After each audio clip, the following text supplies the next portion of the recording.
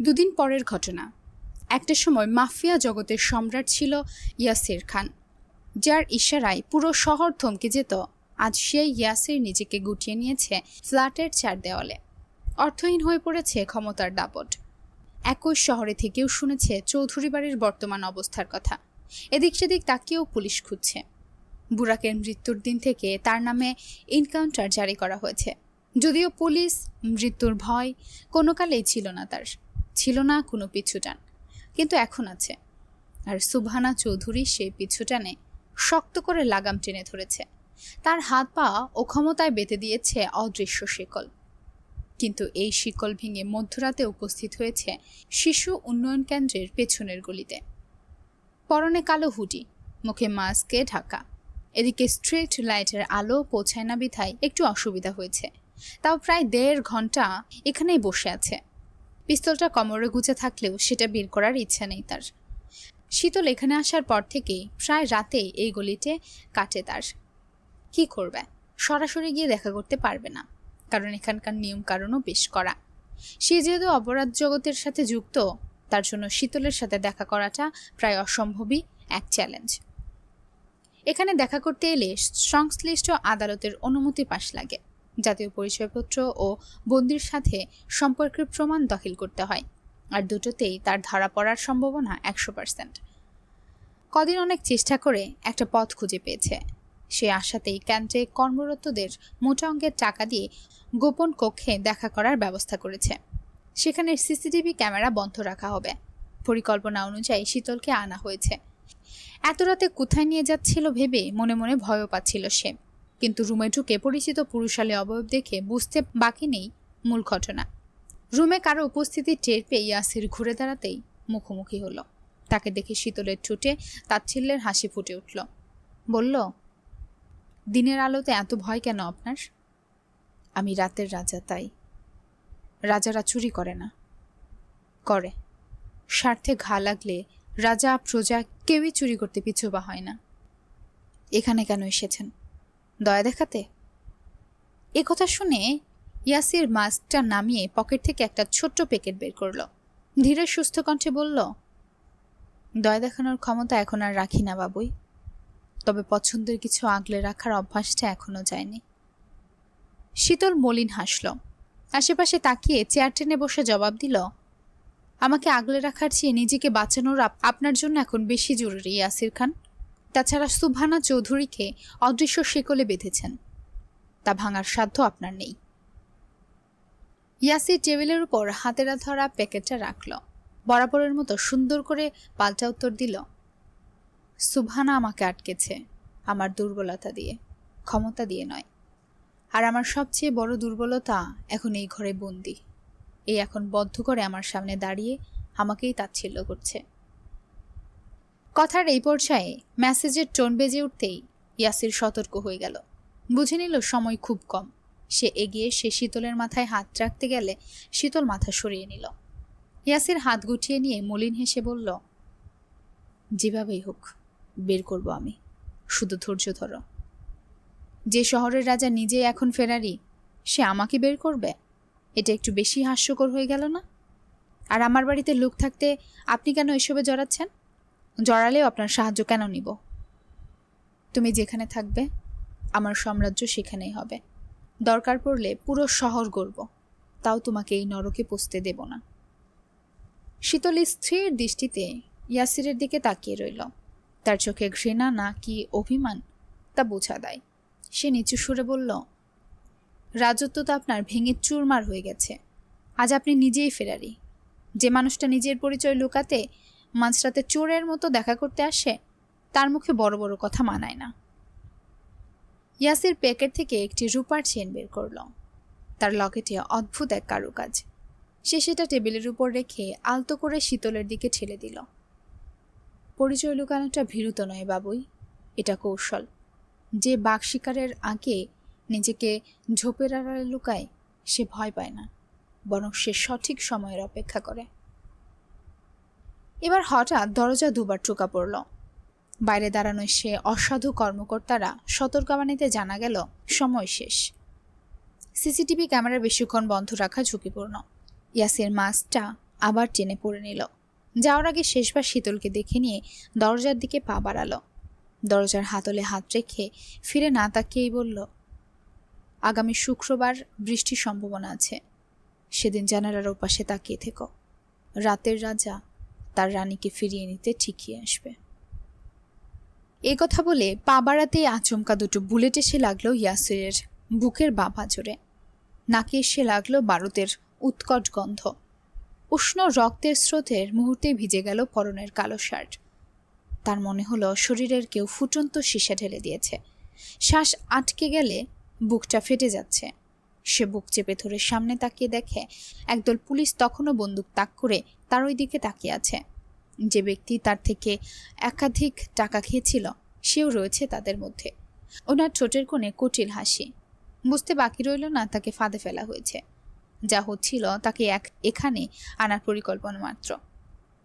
আবেগের বশে আগে পিছে না ভেবে সে চলে এসেছে।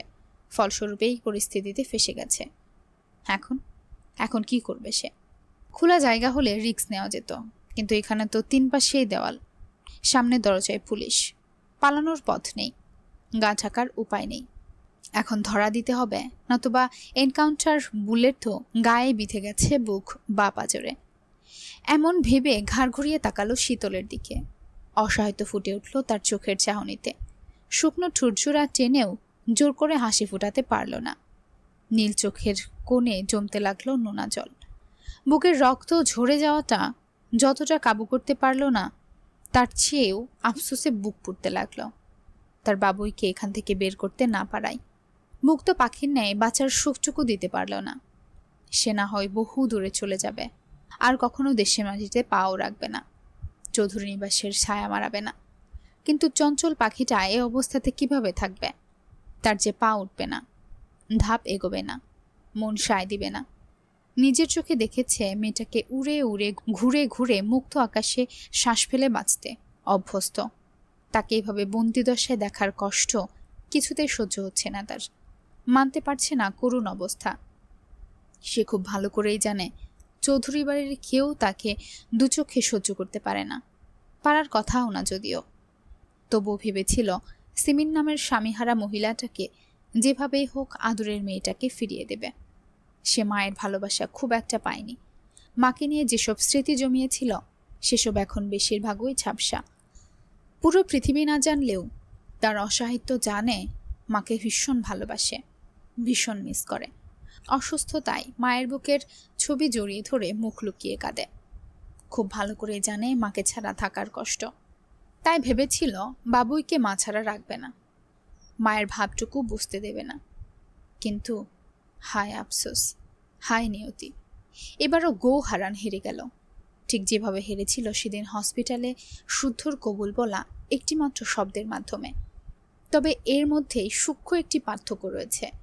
পার্থক্যটুকু হচ্ছে সেদিন ভালোবাসার মানুষটাকে চিরতরে হারিয়েছিল, আর আজ ভালোবাসার মানুষকে বাঁচাতে প্রাণ হারাচ্ছে। যদিও বুঝোয়ার পর থেকে প্রাণের মায়া খুব একটা করেনি সে। ওসব মায়াটায় থাকলে অনেক আগেই সুন্দর স্বাভাবিক জীবন নিয়ে ভাবত, পরিবার থাকত। কিন্তু আগে কেন জানি ইচ্ছেটাই হয়নি। দুর্ভাগা কপালে এখন যা ভাবছে জীবন তাকে বুড়ো আঙুল দেখিয়ে দিচ্ছে, যেখানে ফেরার পথ নেই। যা চায়, যেভাবে চায় তা পাওয়ার নিশ্চয়তা নেই। সেই অবস্থানে এসে বড্ড আফসোস হচ্ছে। এদিকে আকস্মিক ঘটনায় শীতল হতভম্ব, একই জায়গায় অনড় হয়ে থরথর করে কাঁপছে। তার দৃষ্টি স্থির ইয়াসিরের হাত গলিয়ে আসা রক্তের দিকে। কদিন আগেও পরিস্থিতির চাপে হাতে ছুরি ধরলেও এখন কারো রক্ত দেখতে পারে না। প্রথমে ভাইয়ের রক্তে হাত রাঙালো, বাবার রক্তে হাত ভিজল, এখন চরম ঘৃণা করা মানুষটার একই পথের পথিক। সবাই কেন তার চোখের সামনে এরূপে আসে? শেষ যাত্রায় সাক্ষী তাকেই কেন করে? আর কত সহ্য করা যায়? সেও তো মানুষ, তারও তো ধৈর্য শক্তি আছে। সে আর পারছে না দেখতে, পারছে না সহ্য করতে। শীতল আর দাঁড়িয়ে থাকতে পারল না। তার হাঁটুর জোর কমে এলো। রক্তের দিকে তাকাতেই হাত পা অবশ্য এলো। আঙুলের ডগাগুলো ঝিনঝিন করতে করতে অসাড় হয়ে গেল।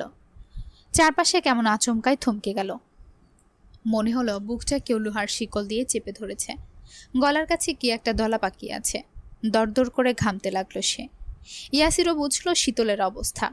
মুখে যত বড় বড়ই কথা বলুক, নিজেকে শক্ত দেখাক, আসলে তার বাবুই পাখিটা বড্ড বেশি নাজুক। যতই ঘৃণা করুক, চোখের সামনে এনকাউন্টার সহ্য করতে পারবে না। শীতলের কথা ভেবে সোজা হয়ে দাঁড়ানোর চেষ্টা করলো ইয়াসির। ঠোঁটের কোণে হাসিয়েছে, ইশারায় অভয় দিল। কিচ্ছু হয়নি। তার জন্য শীতলের চোখে ছিটেফোঁটা মায়া দেখে ভালো লাগলো। আজকাল দু একটা কথা তার মস্তিষ্কে বাড়ি খায়। বিশাল এই পৃথিবীতে সে একা। মা নেই, বাবা নেই, আদরের ভাই বোন কেউ নেই। মৃত্যু যখন তাকে জাপটে ধরবে, তখন কি পানি দেওয়ার কেউ থাকবে? তার জন্য কেউ কাঁদবে? কবরের মাটি কি জুটবে? নাকি তাও জুটবে না? জীবনের এই পর্যায়ে এসে বিবেক জানান দিল, কবরের মাটি পাওয়ার সৌভাগ্যের ব্যাপার। কিন্তু কিছু করার নেই। তার পুরা জীবনের রূপরেখা অপ্রাপ্তির রূপকাঠি দিয়েই লেখা। কত যত্ন করে সাজানো তার জীবনী। তাছাড়া সময় ফুরিয়ে এসেছে, নিঃশ্বাসটাও ফুরাতে যাচ্ছে। এখন প্রাপ্তি অপ্রাপ্তি দিয়ে কী বা হবে?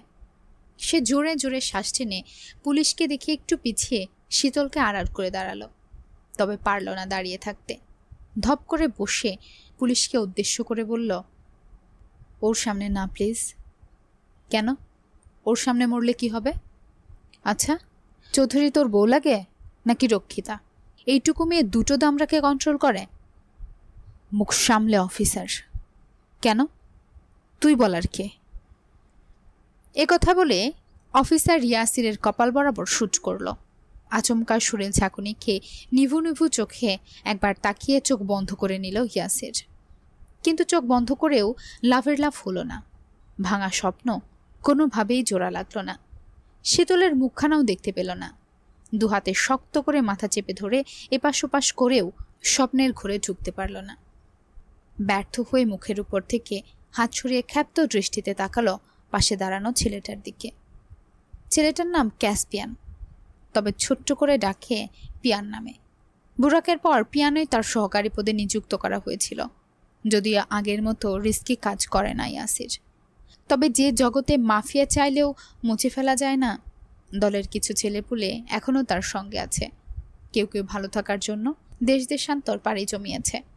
বুরাকের মৃত্যুর পর শুদ্ধ শীতলের বিয়ে, দলের প্রার্থীদের প্রতারণা, সব মিলিয়ে চারদিক থেকে কোণঠাসা হয়েছিল সে। এসবের সঙ্গে যুক্ত হয়েছে পুলিশের এনকাউন্টারের ঘোষণা। দুবাই পুলিশ জানিয়েছে, তাকে জ্যান্ত গ্রেফতার করতে না পারলেও যেন সরাসরি এনকাউন্টার করে। ওর মতো মাফিয়া বেঁচে থাকা মানেই বিপদ। তাছাড়া একের পর এক ওর কাজের যেসব তথ্য বের হচ্ছিল, তাতে পিড়ে চমকে যাওয়ার মতন অবস্থা। আর ইয়াসিরের দলের মধ্যে পিয়ানের সঙ্গে বুরাকের ভালো সম্পর্ক ছিল। বুরাক যেদিন অ্যাক্সিডেন্ট করেছিল, সেদিন বের হওয়ার আগেও পিয়ানকে ইয়াসিরের সঙ্গে রেখেছিল। সাবধানও করেছিল চোখ কান খোলা রাখতে। বুরাক ছেলেটা কেন জানি খুব খেয়াল রাখত ইয়াসিরের।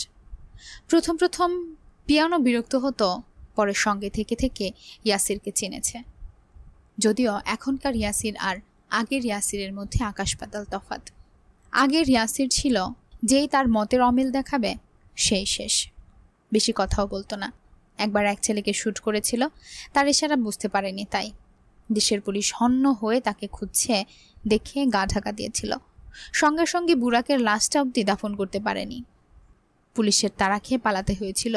সে পরে শুদ্ধ সায়ান রুবাবে সে দাফনের কাজ সম্পূর্ণ করেছিল।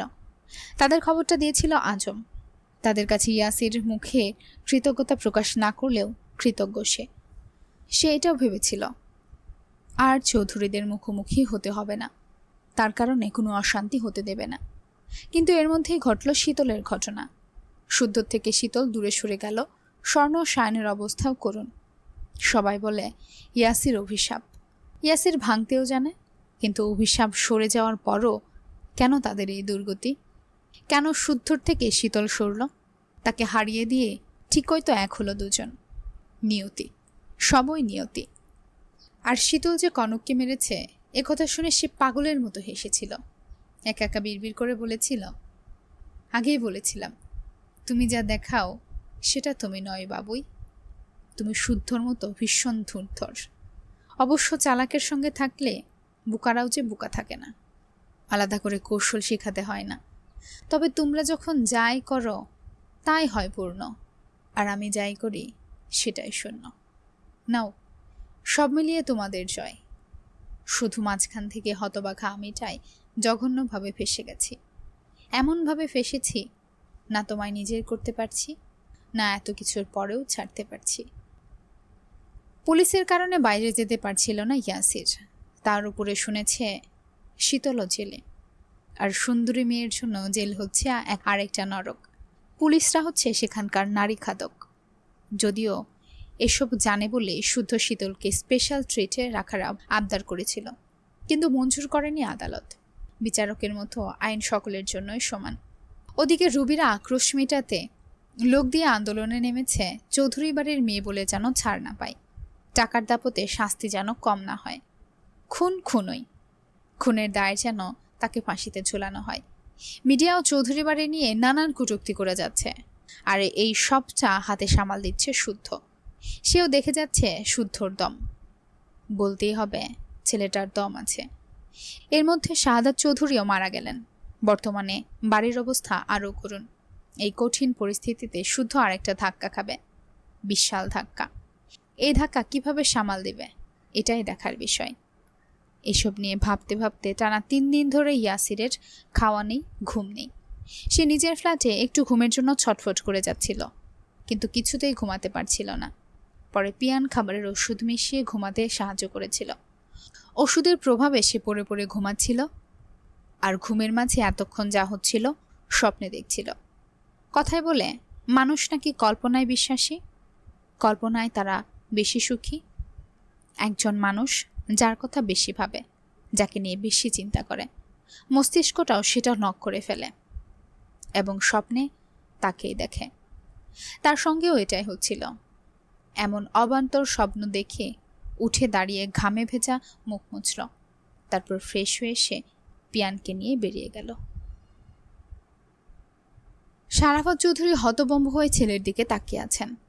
উনি বুঝে উঠতে পারছেন না শুদ্ধ হঠাৎ ঘুঙুর কিনল কেন, ঘুঙুর দিয়ে কি করবে সে।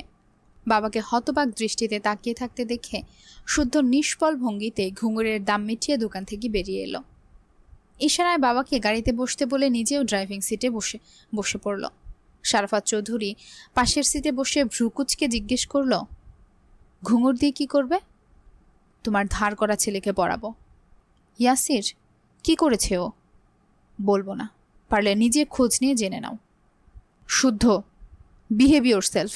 কি করেছে ইয়াসির? কয়েক মিনিট কোনো জবাব দিল না শুদ্ধ। চোয়াল শক্ত করে গাড়ির হুইল ঘোরাতে রাখল। ঘাড়তেরা ছেলের মুখভঙ্গি দেখে কিছু বললেন না তিনি, তবে উসখুস করতে লাগলেন। বাবার অবস্থা বুঝে কয়েক মিনিট পর শুদ্ধই জবাব ছুড়ল, ইয়াসির একটু বেশি লাফাচ্ছে, অথচ কাজের কাজ কিছুই হচ্ছে না। ঘুঙুর পরিয়ে দেই, যাতে ঘটে বুদ্ধি না থাকলেও শব্দের জোরে অন্তত মানুষের মনোযোগ পায়। ঘুরে ঘুরে সবাই ওর দিকে তাকায়। সে কিন্তু তোমার বড় ভাই হয়। তার পরিচয় সে শুধু তোমার ছেলে, আমার কেউটেও নয়। সম্মান পেতে গেলে আগে সম্মান দিতে হয়। আমি তাকে সম্মান করি যে সম্মানের যোগ্য। এসব জ্ঞান আমাকে না দিয়ে তাকে বোঝাও, আমার মাঝে যেন না আসে।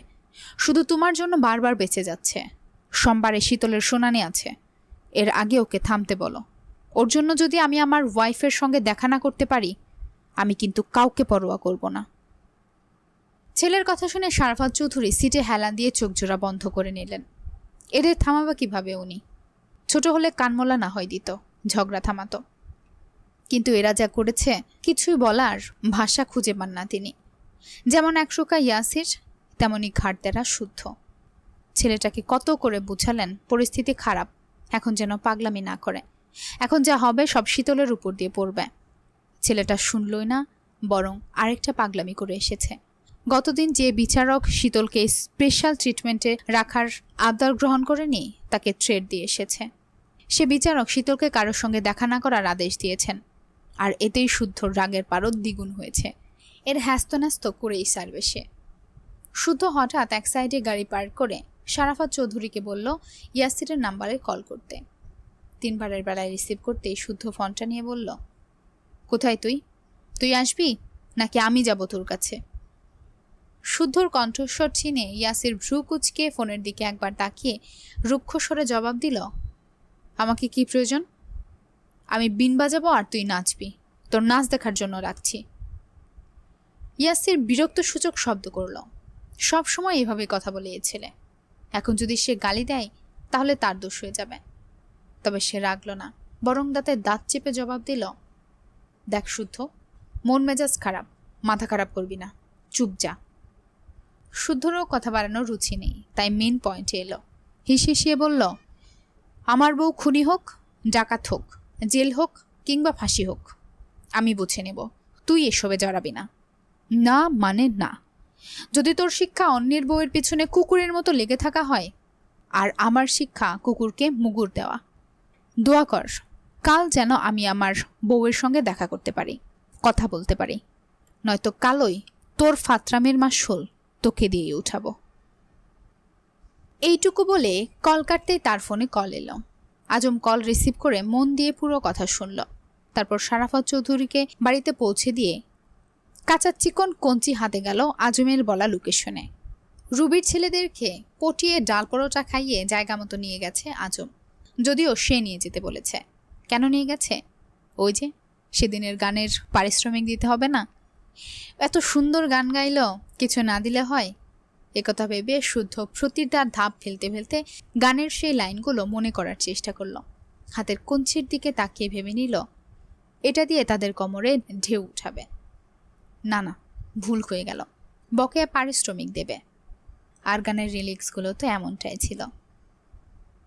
বাংলা সিনেমায় নাকি ধুম পড়েছে, আহামরি সুন্দরী এক নায়িকা এসেছে, কোমর দুলায় নাকি সাগরের ঢেউ, দেখেছিস নাকি ওরে তোদের মাঝে কেউ? চল যাই বাংলা সিনেমা দেখি, সিনেমার নাম নাকি পরাণ পাখি।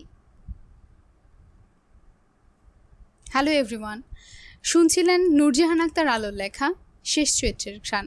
গল্প পাঠে ছিলাম আমি তাসরোজ মিম। আজকের পর্ব আপনাদের কাছে কেমন লেগেছে অবশ্যই কমেন্টের মাধ্যমে জানিয়ে দিবেন। ভালো লেগে থাকলে গল্প একটা লাইক করে দিবেন, চ্যানেলে একটা সাবস্ক্রাইব করে দিবেন। পরবর্তী পর্বের জন্য অপেক্ষা করবেন। পরবর্তী পর্ব খুব শীঘ্রই নিয়ে হাজির হব।